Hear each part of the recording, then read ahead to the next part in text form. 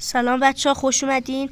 دفعه قبلی که ویدیو گذاشته بودم TNT ها رو ترکوندم، اصلا خوب حمایت نکردین. TNT ها خیلی کم بود، واسه همین تصمیم گرفتم خودم TNT زیاد بذارم. تصمیم گرفتم خودم 25 تا TNT بذارم. 3 نفر لایک کرده بودن، پس 6 تا هم TNT میذارم، با اینکه باید 3 تا میذاشتم. به عشق خودتون. در نهایت میشه چند تا اسپیدرانر؟ سلامت خوش اومدید.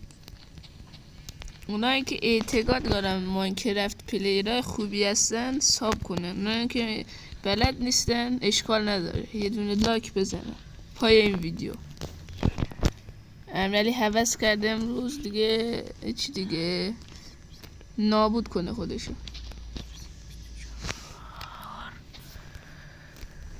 25 بچه ها، 25 اینا از اینا و میرسیم به بقیه 6 تا.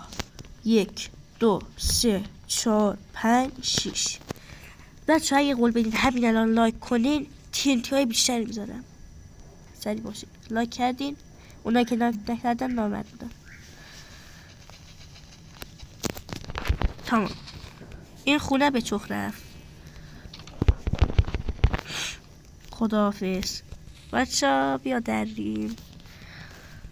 ویلیجرها داره در میره. یا علی روز کن. سبحان الله.